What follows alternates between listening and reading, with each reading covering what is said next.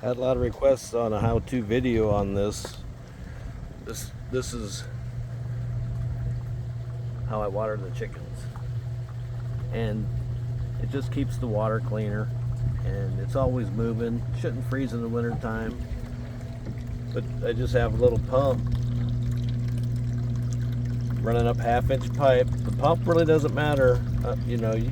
A smaller pump would probably work just fine. I have this cut back to about half flow, so if I turn it up, see, it can blow it all over. But I just have it set to where it moves the water as fast as it can without overflowing. But then it just goes up and it exits on there's half-inch coming in, and then it exits on 1 inch, because I want to make sure just getting this level, it'll hold a level, but it needs a little bit of a drop so it'll flow back out.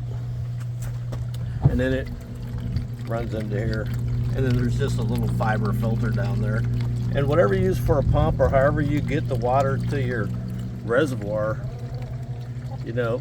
this could be round, or maybe even a gutter, just whatever you come up with. But the smaller the water surface area, the less evaporation you'll have.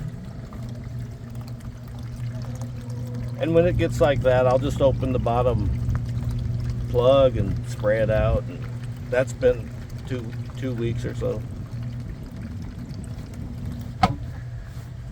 I hope this helps if anybody tries to build one themselves. That's how it sits.